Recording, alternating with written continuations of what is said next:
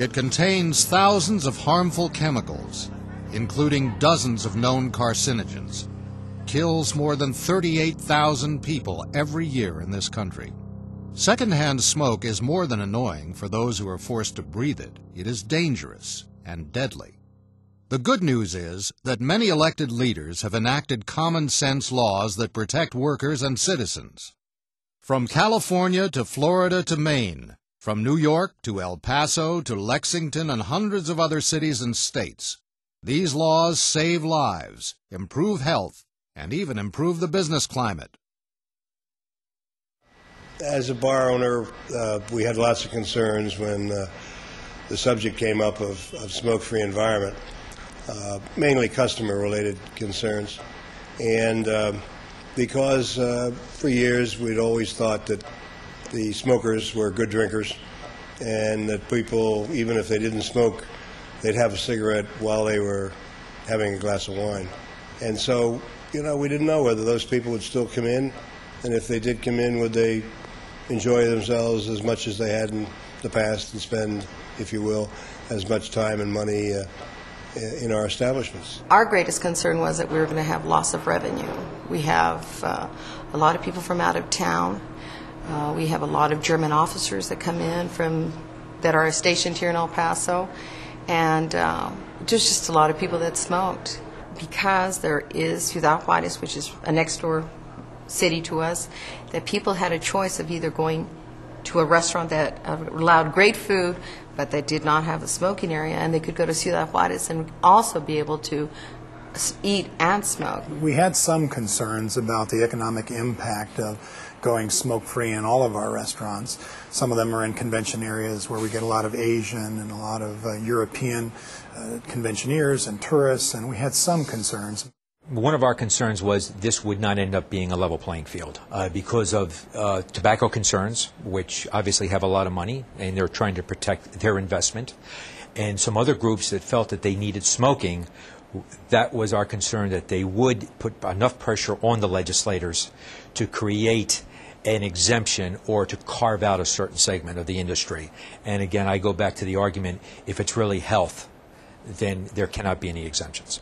While many communities have initial concerns about the impact smoke-free laws might have on their businesses, few, if any, ever experience negative effects. There's no evidence since these ordinances went in that they're hurting our business. There's lots of evidence that it's helping us.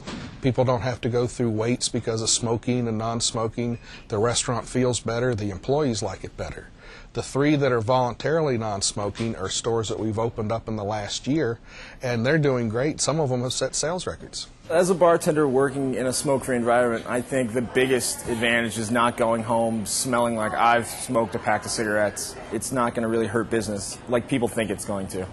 We also find that there's less maintenance on our facilities because of the smoke.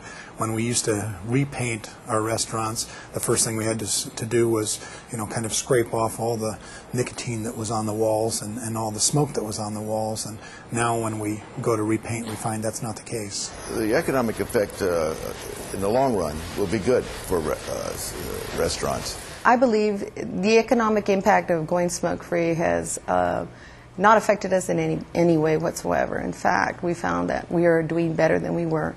Every reliable study that's ever been done has shown that, at worst, smoke-free laws have no impact on business.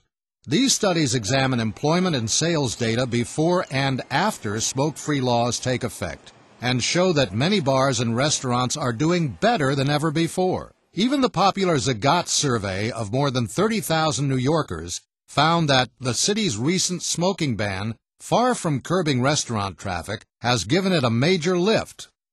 Well, since the law went into effect in New York about 18 months ago, we have seen really no negative impact on our economy. In fact, all our indices are really up.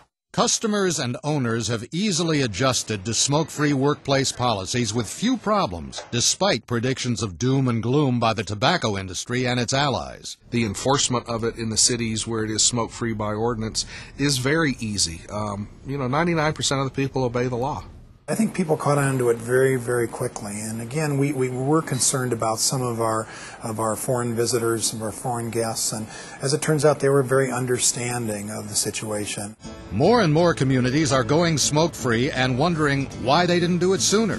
Going smoke-free is good for workers, good for customers, and good for business. Originally, years ago, when they tried to pass these smoke-free ordinances in Arizona, I was dead set against it.